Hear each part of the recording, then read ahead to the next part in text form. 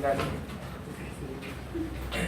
Bien, buenas tardes con todos. Para los que no me conocen, soy el doctor Eduardo Ayala, soy médico internista, trabajo en el servicio de emergencia del Hospital Nacional Hipólito Unanue.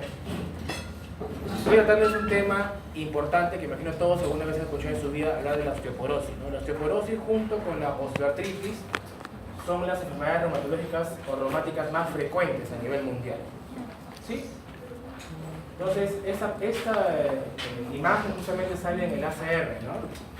Y nos habla justamente de la prevalencia importante. Ya en los Estados Unidos cerca de 4,5 millones de mujeres y casi 1 millón de hombres de más de 50 años padecen esta enfermedad. ¿Y qué con respecto al Perú? En el Perú, el último reporte del Ministerio de Salud del año 2016 comenta que hay un incremento de osteoporosis justamente en mujeres postmenopáusicas, mayores de 50 años.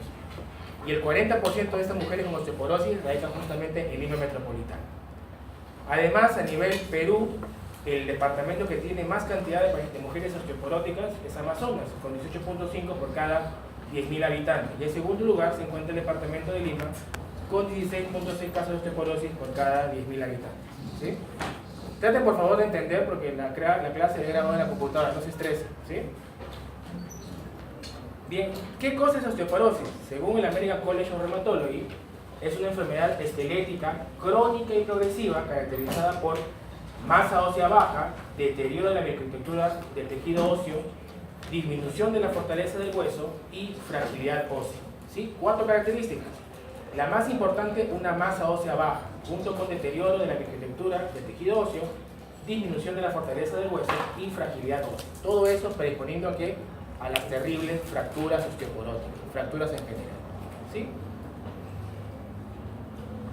Entonces, ¿y por qué son importantes las fracturas? Porque los costos de estas fracturas en general, aproximadamente allá en Estados Unidos, son más de 13.8 billones de dólares anuales, ¿no? Y el 60% justamente lo engloba la fractura de cadera. Particularmente una fractura de cadera, allá en el hemisferio norte, está aproximadamente $30.000. Aquí aproximadamente entre $10.000 y $15.000 en un buen lugar, ¿no? Y se estima además que para el año 2040 el número y el costo de fracturas de cadera se van a triplicar. Entonces, como ustedes pueden ver, justamente la prevalencia es mayor. Por encima de los 50 años, tanto hombres como mujeres tienen una mayor prevalencia, ¿no? Llegando justamente a los 80, por encima de los 80 años, hasta un porcentaje de un 16 a 20%, ¿no? Inclusive las mujeres un poco más, 35-40% en todas las latitudes. Igual, la incidencia de fracturas también justamente aumenta con la edad. Y ustedes pueden ver justamente que la fractura vertebral radiográfica en mujeres es mucho más frecuente, más prevalente que en varones. ¿Sí? Solamente para que recuerden con anatomía, los tipos de huesos, tenemos el hueso trabecular y el hueso cortical. El hueso trabecular tiene la forma generalmente columna lateral, y el hueso cortical el resto del cuerpo, es decir, cuerpo total un 80%. Cuello femoral y antebrazo proximal. Entonces, estos son los 3 tipos de fracturas osteoporóticas: coles, vertebrales y de cadera. Como hemos comentado, la que tiene mayor mortalidad es la fractura de cadera. Y como ustedes pueden ver, la prevalencia es por encima de los 75 años, ¿no? La vertebral por encima de 65 años y la de coles por encima de 55 años. Todas ellas con una incidencia mayor en mujeres que en varones, 4 a 1, 3 a 1 y 2 a 1 respectivamente. Es decir, que en general las fracturas osteoporóticas es mucho más frecuente en mujeres que en varones. ¿Sí? En general, todas las fracturas osteoporóticas, las 3, son relacionadas a una baja densidad ósea, ¿no? Y se presentan entre los 35 y 85 años con mayor frecuencia. De estas fracturas osteoporóticas, el 90% de fracturas son de cadera y de columna, y el resto, fracturas de muñeca, ¿no? En general, la baja densidad ósea tiene que ver un 50% de todas las fracturas, ¿no? Y además, como hemos comentado, el riesgo de fractura de cadera tiene relación fuerte con una baja densidad ósea. Y esta palabra de baja densidad ósea justamente vamos a repetir en el transcurso del tema, porque es justamente el tema importante justamente con respecto a osteoporosis. ¿Sí? Otros factores que también van a ayudar a la baja densidad ósea es el compromiso neuromuscular, la baja de peso, la pérdida de la visión, uso de sedantes y fracturas vertebrales previas. Todas ellas justamente nos van a conllevar a una disminución de la densidad ósea. ¿Y por qué es tan importante las fracturas en general, sobre todo las fracturas de cadera? Porque aunque ustedes no lo crean, son más comunes que el accidente cerebrovascular o enfermedad cerebrovascular, el infarto y el cáncer de mama. Sin embargo, siempre tenemos justamente esos programas justamente de prevención de cáncer de mama, de infarto, de accidente cerebrovascular. Sin embargo, las guías han demostrado que las fracturas son una patología mucho más frecuente y no le damos la debida importancia. ¿Sí? Como ustedes pueden ver aquí en la diapositiva, las fracturas osteoporóticas, en general la fractura de cadera tiene una mortalidad en el primer año hasta del 20%. Es decir, que nuestro abuelito que se fractura de cadera, 1 de cada 5 va a fallecer en el primer año del diagnóstico de la enfermedad o del traumatismo. ¿Sí? Y el 50% de los sobrevivientes va a tener una disminución importante en la función física. ¿Sí? Es decir, va a quedar postrado probablemente. Sobre todo si es un paciente adulto mayor pobre o extremo pobre. Y acuérdense, ya están justamente ustedes viendo pacientes en los diferentes ambientes hospitalarios. La gran mayoría de pacientes hospitalizados son adultos mayores postrados, ¿cierto? Que van a tener una mayor mortalidad. ¿Pueden hacerlos pasar, por favor? Entonces, acuérdense que un paciente que está postrado va a tener formación de úlceras por presión, las famosas escalas, ¿cierto? Y eso se puede infectar. Va a producir una sepsis, punto de partida dérmico, las escalas, y eso justamente va a aumentar su mortalidad. Si es que no lo mata la fractura en la primera. Además, la postración va a formar también fenómenos protrombóticos, ¿cierto? Y puede producir una trombosis venosa profunda, una tromboembolia pulmonar, y si el paciente tiene una fibrilación auricular, un DCB isquémico cardíaco. ¿Sí? Y aquí lo que estoy diciendo, ¿no? A un año después de fractura de cadera, el 20% van a fallecer dentro del primer año. Y el resto, miren, un 30% va a tener discapacidad permanente, un 40% una incapacidad de caminar de forma independiente y un 80% una incapacidad de al menos realizar una actividad cotidiana de forma independiente. ¿Sí? Tengan en cuenta eso, que 1 de cada 5 abuelitos fallecen en el primer año por fractura de cadera, evidentemente por osteoporosis ya establecida. En cuanto a fracturas vertebrales, generalmente estas fracturas engloban un 5 o 10% de mujeres en 55 años, ¿no? Y esto va a aumentar justamente a los 80 años un 30 o 40%. El mayor riesgo justamente es la edad. Y ahí ustedes pueden ver las fracturas vertebrales, ¿no? Si no son tan importantes como la fractura de cadera, ustedes pueden justamente en el primer cuadro, en la parte final, justamente el primer disco vertebral está justamente apiñado, ¿no? En general son fracturas de cadera vertebrales que generalmente son asintomáticas. Y bueno, y finalmente las fracturas de coles, el 90% son debidas a caídas. Igual, mujer, varón, generalmente una prevalencia de 4/1. ¿Por qué fractura de coles? Generalmente por la caída. Los pacientes no caen justamente para no golpearse la cara, caen de brazos y tienen fractura justamente en cúbito y radio bilateral, generalmente, ¿no? Y la incidencia se incrementa hasta la región de los 65 años. Bien, hablamos justamente de una baja densidad ósea, ¿no? Y acuérdense que al hablar de osteoporosis tenemos que hablar de resistencia ósea. Y hablando de resistencia ósea, hablamos de calidad ósea, que lleva justamente un 30% de lo que es resistencia, y densidad ósea, lo que es un 70%. Y hablamos lo que es la fisiopatología de la osteoporosis del remodelamiento óseo, ¿sí? En el remodelamiento óseo intervienen las siguientes células, que son los osteoblastos, los osteoclastos, los osteocitos, el tejido colágeno óseo, y evidentemente va a haber un equilibrio entre la resorción versus la formación de matriz ósea. Ustedes pueden ver justamente en la siguiente diapositiva hay una secuencia de adelgazamiento y ruptura de moléculas óseas, generalmente en osteoporosis posmenopáusica, ¿no? Generalmente en el primer cuadro tenemos justamente las trabéculas que le dan resistencia a la matriz ósea, que evita fracturas, pero ustedes justamente como ven en el último cuadro no hay trabéculas, ¿cierto? Y el riesgo de fracturas se incrementa, es mucho mayor. Bien, recordando justamente la fisiopatología, hablamos del ciclo de remodelación ósea, en el que justamente dividen osteoclastos, osteocitos, citoquinas y hormonas. Y es lo que vamos a ver. Como les vuelvo a comentar, el hueso tiene un ordenamiento tal que las trabéculas se conectan entre ellas y están orientadas de acuerdo a ciertas líneas de tensión. Esto es lo que le confiere un grado de rigidez y firmeza ante fuerzas de compresión y torsión, es decir, evita que se fracture. Esto es más evidente en las vértebras, cuello femoral y el talón. ¿Sí? Cuando hablamos de la destrucción o resorción ósea, este proceso fisiológico de destrucción o resorción ósea está liderada por el osteoclasto, ¿sí? Y constituye un estímulo para la formación del hueso. Y la formación ósea está liderada por el osteoblasto, está además influenciada por diversos factores como las citoquinas. Recapitulando, los osteoclastos originan resorción ósea, ¿sí? El osteoclasto, ¿qué cosa es? Es una célula multinucleada y era responsable de la resorción ósea. Se adhiere a la superficie ósea y secreta ácidos y enzimas lisosomales, ¿no? Y además sus secreciones citoplasmáticas se infiltran en la superficie del hueso en resorción. A diferencia de los osteoblastos producen hueso, tiene que ver con la formación ósea. Es la célula responsable por la síntesis de colágeno y otras proteínas óseas de la matriz y de su mineralización. Una vez que el hueso se mineraliza, los osteoblastos se convierten en osteocitos y quedan atrapados dentro de la matriz ósea. ¿Sí? Entonces, en un adulto joven como ustedes, en la remodelación ósea normalmente la cantidad de masa ósea, es decir, la matriz, mineral y células, no aumenta ni disminuye. ¿Sí? Sin embargo, el tejido óseo está en constante formación y resorción. A eso se le llama remodelamiento óseo. ¿Sí? En un adulto joven como ustedes. Significa que hay un equilibrio entre resorción ósea y formación ósea. Osteoclastos y osteoblastos. Y hablamos además de activación al proceso por el cual un grupo de osteoclastos acude a un sitio sobre la superficie ósea. En personas sanas, este proceso de activación y remodelación ósea ocurre cada 10 segundos. La activación, abran la puerta por favor, está favorecida por la hormona paratiroide y los estrógenos y la calcitonina inhiben la activación de los osteoclastos. Como ustedes vamos a ver más adelante en el tratamiento, tanto estrógeno, calcitonina y hormona paratiroide, justamente vamos a ver con el tratamiento de esta enfermedad.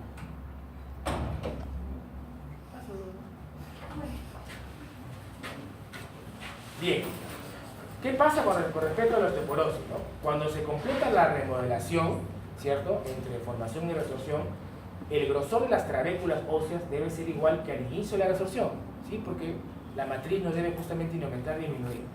Sin embargo, ya por hechos netamente fisiológicos, a partir de los 30-40 años, el grosor de las trabéculas disminuye con la edad. Hay una mayor activación de la resorción que la formación, ¿no? Esta disminución de las trabéculas, además, es más evidente con el uso de corticoides, que como ustedes ya están leyendo justamente, es la piedra angular prácticamente de todas las enfermedades reumatológicas, ¿no? Van a producir osteoporosis los corticoides alargadores, ¿no? Y además en la inmunización prolongada, ¿sí? Entonces acordarse que los adultos mayores, ¿no?, al estar inmovilizados van a aumentar mayor riesgo de tener mayor cantidad de osteoporosis. En la osteoporosis posmenopáusica, el número de trabéculas también disminuye, ¿no? Las cavidades de resorción son tan profundas que traspasan las estructuras trabeculares, ¿no? Y las trabéculas restantes suelen hipertrofiarse en respuesta a un aumento de tensión o de carga. Sin embargo, por más hipertróficas que estén las trabéculas restantes, tienen mayor riesgo justamente de romperse y producir fractura.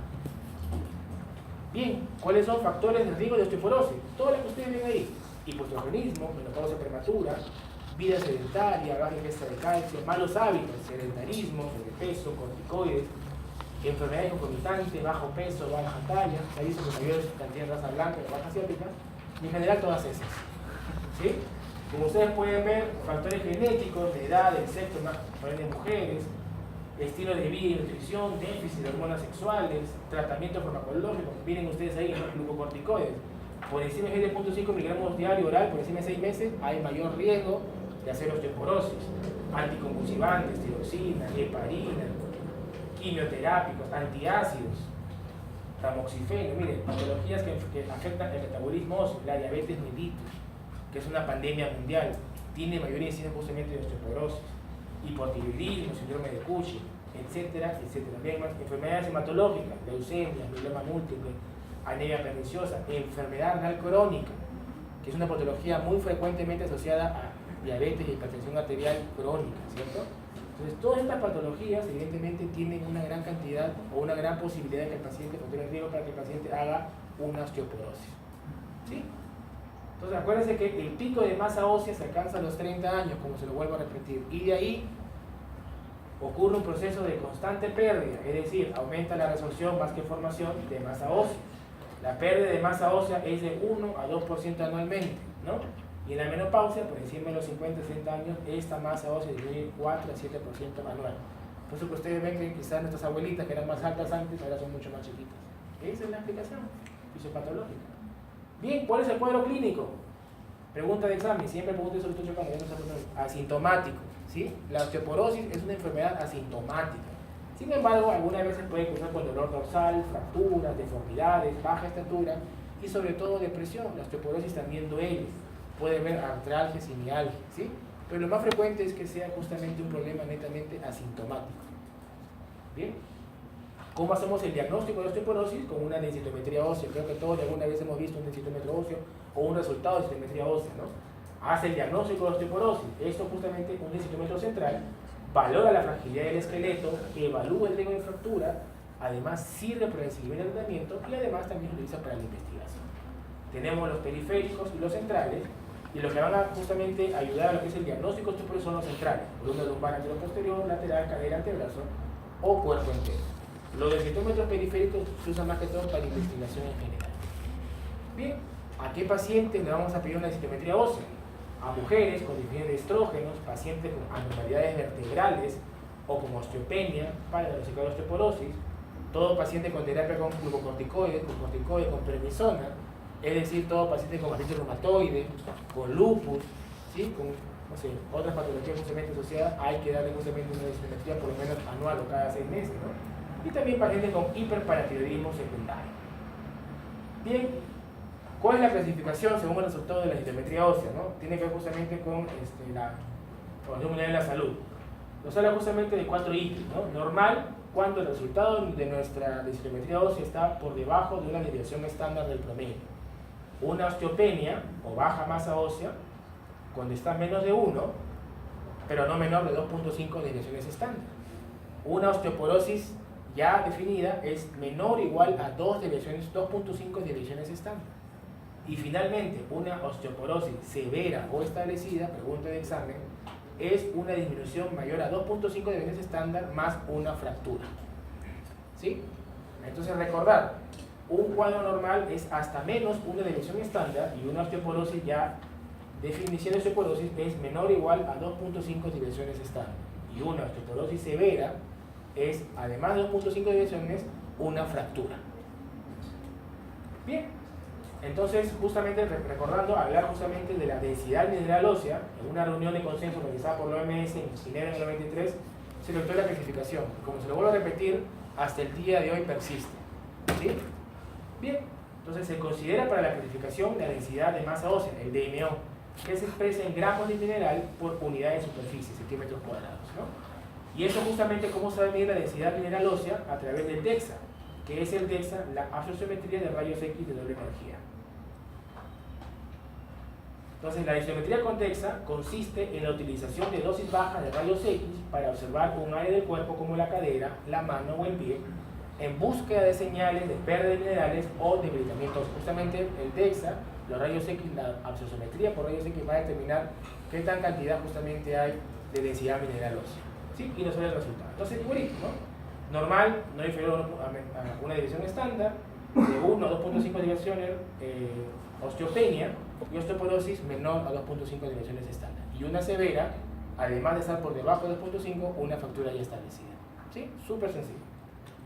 Y aquí está, ¿cierto? Ustedes alguna vez han visto, me imagino, una densitometría ósea, algún resultado. Este paciente, por ejemplo, le han hecho justamente de cuello, que es el fémur, y esa tiene una osteoporosis ya establecida. ¿Sí? Bien. Bien, ¿qué con respecto al tratamiento de la osteoporosis? El objetivo principal del tratamiento, como se les vuelvo a recalcar, es prevenir las fracturas. Porque lo importante, evidentemente, es evitar que nuestro abuelito que se fractura de cadera fallezca el primer año o quede postrado de tal forma que va a aumentar su grado de mortalidad en el siguiente año del diagnóstico de la fractura. ¿Sí? Para eso tenemos tratamiento farmacológico y no farmacológico, como siempre, en prácticamente todas las patologías. El no farmacológico, ejercicios, ¿sí? Dieta rica en calcio, prevenir caídas, uso de protectores de cadera y lo más importante de cadera, y no fumar. Se ha demostrado fehacientemente que el tabaquismo aumenta mucho más lo que es la resorción ósea. Entonces aumenta exponencialmente el riesgo de osteoporosis y fracturas. Además del cáncer de pulmón y todo lo demás que ustedes ya saben, por alquitrán, etcétera, etcétera, etcétera. Bien, con respecto al tratamiento, entonces debemos recordar que si hay formación ósea y hay resorción ósea, debemos darle justamente un tratamiento, un inhibidor de la resorción ósea, ¿cierto? En esos casos que tenemos a la cabeza de primera línea, los bifosfonatos, ¿sí? También tenemos la calcitonina, el calcio y los estrógenos. Hablábamos también de la formación ósea, entonces aquí hay un tratamiento para estimular la formación ósea, como cuáles son las electoradas y la hormona paratiroide. Y más que una acción incierta, tenemos aquellos que pueden justamente prevenir resorción y aumentar formación. Eso es justamente una acción combinada, como son los esteroides anabólicos, ipiflavona y vitamina D. ¿Sí? Entonces, de cajón, de entrada, todo paciente que tiene osteopenia u osteoporosis, lo más importante es darle calcio más vitamina D. ¿Sí? Todo paciente con diagnóstico de osteopenia u osteoporosis, calcio, un adecuado ingreso en la dieta. ¿Qué alimentos están ricos en calcio? Los fortificados justamente por calcio, ¿no? La leche, huevo, etc., ¿no? Generalmente las guías recomiendan de 1000 a 1500 miligramos al día de calcio y además 800 unidades de vitamina D. ¿Qué alimento tiene mayor cantidad de vitamina D? ¿Recuerdan? ¿Mi grupo? ¿Qué le recomendaría? Señora, coma alimentos ricos en vitamina D. ¿Qué alimentos se más ricos en vitamina D? Salmón. El salmón. Muy bien, doctora. Los pescados, en este caso el salmón. El pescado. En general los pescados tienen poca cantidad. El pescado que tiene más cantidad de vitamina D es el salmón. Y también hay justamente alimentos fortificados en vitamina D que le podemos utilizar a nuestros pacientes. Bien, entonces, eso es lo importante. Bien, comentábamos justamente de la resorción ósea, ¿no? Y antiguamente, de primera línea antes, utilizábamos la terapia de reemplazo hormonal. Fue, hasta algún tiempo atrás, la primera línea en prevención de osteoporosis posmenopáusica. ¿Qué cosa era? Estrógeno más progestina, ¿sí?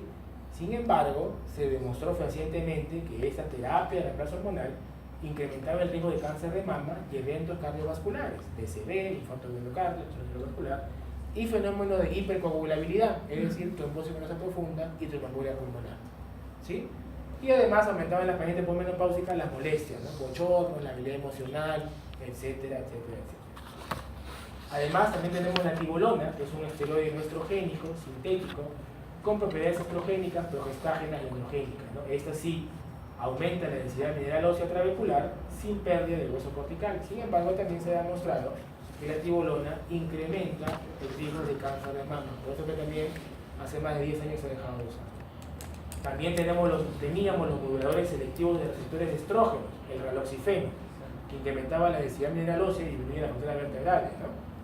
Sin embargo, también tiene un alto riesgo de incremento de riesgo justamente de enfermedad tromboembólica venosa y cardiovascular. Aumenta el riesgo justamente de infarto cerebral. Y eso sí, ahora sí, los bifosfonatos actualmente, junto con calcio y vitamina D, son el tratamiento de elección de primera línea para tratamiento de conocido como osteoporosis, ¿no?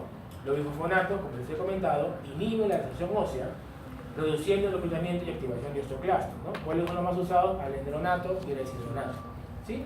Son los fármacos de primera línea, tratamiento en osteoporosis, posmenopáusica, ¿no? Incrementando la densidad mineral ósea. Tienen algunos efectos secundarios inusuales raros, osteonecrosis de la mandíbula y fracturas femorales atípicas, ¿sí? Además, estos bifosfonatos reducen el riesgo justamente de fractura vertebral. ¿Cuál es la dosis? 10 miligramos al día o 70 miligramos semanales de alendronato o irresidinato, 5 miligramos al día, 25 semanales, ¿no? No le vamos a preguntar dosis en el examen, solamente que recuerden que tenemos alendronato, resveratrol como principal bifosfonato, que inhibe la resorción ósea, ¿no? Y actualmente también tenemos ivandronato y soledronato. Sí, pregunta. Doctor, ¿y por qué el caso de que los pacientes no llegan a tolerar los bifosfonatos? Y bueno, había leído que había también un alto grado de claro, generalmente tiende justamente a producir también, lo más común es que haga problemas gastrointestinales, ¿no? Tiene justamente a aumentar un poco el pH ácido del estómago. Entonces, por eso que lo damos también con un inhibidor del pH gástrico, como el omeprazol, para que haya una mejor tolerancia. Pero no es la mayoría, no es muy frecuente la patología. ¿Y no se le puede dar también por otra vía de administración para reducir el tipo? Vamos a ver eso ahorita. ¿Ya? ¿Sí? ¿Quieres preguntar? Bien, hablábamos también de la calcitonina. Es una hormona fisiológica, ¿sí? Su dosis farmacológica inhibe la activación de osteoclastos, ¿no? A diferencia de los bifosfonatos que solamente son por vía oral, la calcitonina sí tiene justamente vía intramuscular o subcutánea, ¿no? Y actualmente también tenemos justamente en spray nasal. Esta calcitonina reduce la incidencia de fracturas vertebrales, no las no vertebrales, y además es un potente efecto analgésico, si es que los osteoporosis también pueden producir todos los tipos. Saludos a todos. Bien. Con respecto a los agentes que aumentan la formación ósea, tenemos el principal tratamiento, la hormona paratiroide, ¿sí? El teriparatide, ¿no? Esto va a incrementar la densidad mineral ósea en todo el esqueleto, excepto en el radio.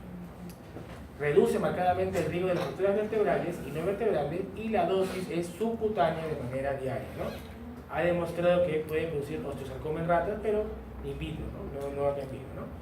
La duración de tratamiento es 18 meses en Europa y de 24 meses en Estados Unidos. Y aquí también tenemos teriparatide. que lo podemos utilizar en aquellos pacientes, por ejemplo, que no toleran el bifosfonato, por ejemplo, alergia subcutánea. ¿Sí? Tenemos también que aumenta la formación ósea el granulato de estroncio, está aprobado en Europa para prevención y tratamiento de osteoporosis, actúa en formación de hueso y disminuye la formación ósea, ¿no? Tiene polvo soluble, vía oral, disminuye el riesgo de fracturas vertebrales y cadera, aumentando justamente la densidad mineral ósea. Y finalmente, acuérdense que al igual que en artritis reumatoide, en reumatología, que en lupus, hay veces tenemos pacientes que a pesar de estar con tratamiento con calcio, con vitamina D, con bifosfonato, u otro tratamiento que disminuye la formación ósea o aumenta la formación del hueso, no van bien. ¿Cómo no van bien? A este lo control justamente de densitometría ósea cada 6 meses. Si vemos que sigue aumentando la osteoporosis, la indicación sería justamente una terapia biológica. Tenemos artritis reumatoide, generalmente los antifactor necrositoral alfa, ¿cierto?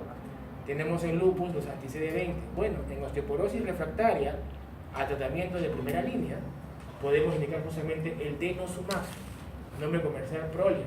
Es una droga anti-retracción ósea, ¿no? Es un anticuerpo monoclonal completamente humano, terapia inmune, que si bien se ha demostrado justamente que se utiliza en pacientes oncológicos de mama y próstata, en tratamiento quimioterápico, porque si los he comentado, los quimioterápicos también van a producir osteoporosis, ¿cierto? Entonces, en un primer momento se desarrolló para esos pacientes, se ha demostrado que también sirve para pacientes que tienen osteoporosis refractaria, ¿no? Con la aplicación subcutánea cada 6 meses. Bien, creo que eso es todo. ¿Alguien tiene alguna duda, alguna cosa con respecto a osteoporosis? Doctor, Cuénteme, doctora. en caso de tener una enfermedad reumatológica, así como el último que mencionó, la densitometría es cada 6 meses, porque Sí. el control se lleva anual, creo, ¿no? El control va a depender mucho de cada paciente, ¿no? Si uno está utilizando un paciente con un corticoide por encima de 1 miligramo por kilo de peso, la recomendación de las guías es mínimo cada 6 meses. Si bien como esta recomendación, un paciente solamente con osteoporosis y no tiene mayor comorbilidad, sí, la densitometría tiene que ser una vez al año. ¿Sí? Mínimo una vez al año. Pero si tenemos más comorbilidad, es diabético, tiene ERC, tiene otra patología y toma además una dosis elevada. ¿Qué pasa, chicos? Si eso justamente es así, la recomendación de las guías es cada 6 meses. Un densitometro óseo, una densitometría central. ¿Sí? ¿Pregunta? ¿Sí? Sí. Ah, ya. Con respecto a los pacientes que tienen osteoporosis y una enfermedad renal crónica, el tratamiento sería lo mismo, porque teniendo una enfermedad renal crónica creo que no se le puede dar tanto calcio, ¿verdad? O vitamina Claro, D. no, claro, lo que pasa es de que, no, o sea, sí, al contrario, acuérdate que los pacientes con ERC van a entrar la gran mayoría, bueno, eso lo vamos a ver en nefrología, van a llegar a hemodiálisis, ¿no? Y la hemodiálisis también, además de inmunosuprimir, te va a producir osteoporosis, una osteopenia marcada. Entonces lo interesante es al contrario, sí tienes que darle calcio en carbonato de calcio, suplemento de calcio en la dieta, con suplementos de tabletas de carbonato de calcio, ¿no? Justamente para disminuir, para justamente complementar el calcio que le estamos dando justamente con el tratamiento. Igual se le da bifosfonato, sí se le da, pero entonces corregida según la función renal. Sí, pero dosis no he tratado porque en verdad no es importante que los datos se van a asustar, no se preocupen, lo importante justamente es que sepan que sí, se le da, y al contrario, ¿no? Por ejemplo, el paciente con osteoporosis más ERC, la densitometría debe ser mínimo cada 6 meses. Sí, dígame, doctor. Sí, doctor, con respecto al teriparatide, bueno, tengo dos dudas, ¿no? Una más o menos es una indicación y la otra es una curiosidad personal. ¿Ya? Había leído, no sé si es lo correcto, de que el teriparatide se prescribe cuando hay una fractura vertebral porque es un osteoformador. No sé si estoy en lo correcto. Y lo segundo es, ¿qué tan accesible es teriparatide para un paciente peruano que tiene el MINSA? Bueno, la primera pregunta sí está en lo correcto, ¿no? Pero no solamente para fracturas vertebrales, para fracturas en general. ¿Sí? Acuérdate que a veces los bifosfonatos no están yendo bien. O también, o sea, las guías recomiendan que si el paciente tiene una osteoporosis con bifosfonatos en tratamiento y no hay una mejoría, le puedes agregar teriparatide, o sea, una droga de formación de hueso, ¿sí? Con las dos drogas. Pero, definitivamente, si vemos que en el transcurso de los meses la osteoporosis sigue aumentando, la indicación ya sería terapia biológica.